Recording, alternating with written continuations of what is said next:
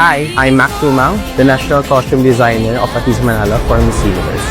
Una niyang sinabi, I want to be yung festival queen. Bigla ko naisip agad na, matagal nang hindi lumalabas yung traje de mestiza silhouette sa Miss Universe. Pagkagawin ko, mix natin ang traje de mestiza. Tapos yung mga festivals ng Philippines, medyo i-mix natin, hindi lang tayo mag-focus sa isa. Sana magustuhan lahat ng Pilipino yung hinanda namin para sa kanila.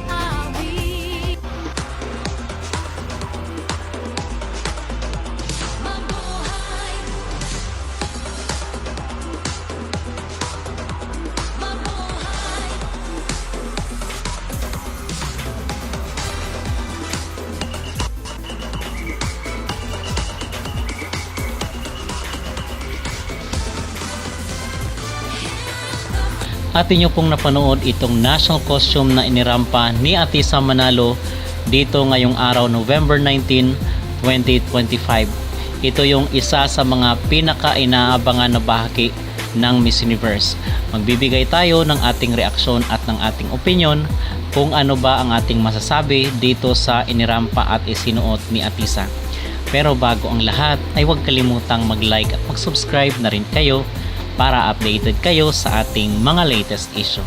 At mga kapolitika, talagang nagulat ang lahat dito sa pagrampa ni Atisa Manalo. Suot-suot itong festival dress.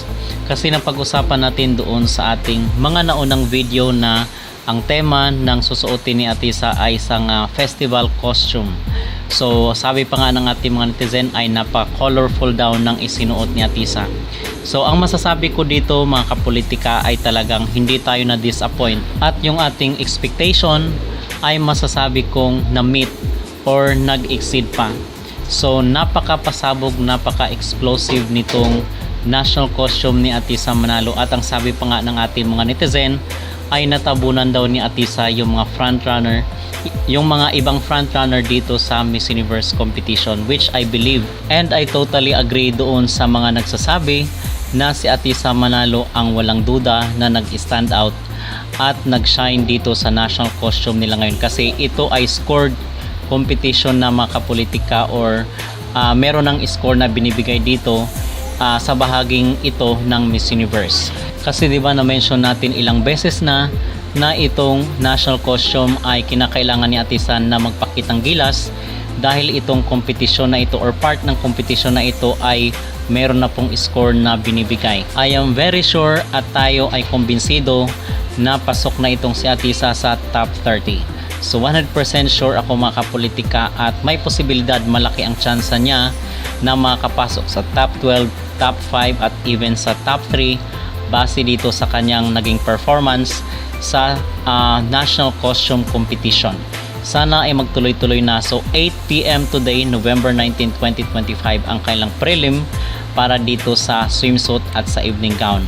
So sigurado rin ako dito mga kapolitikan na explosive rin ang maging performance ni Atisa at punong-puno ng pasabog. So na-debunk yung mga haters, yung mga bashers ni Atisa Manalo. At dahil ngayon ang performance ni Atisa Manalo dito sa kailang national costume ay masasabi natin na very explosive.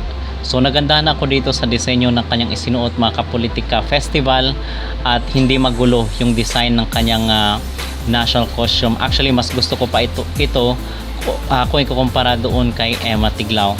At yun lamang po ay aking opinion at aking reaksyon dito sa ipinakita ni Atisa Manalo. So ang maging score ko po dito is 10/10. So yun mga kapolitika, kung kayo po ang tatanungin ano po ang inyong maging score dito sa national costume ni Atisa Manalo at ano rin po ang inyong masasabi, mag-comment down below at huwag kalimutang mag-like at mag-subscribe na rin kayo para updated kayo sa ating mga latest issue.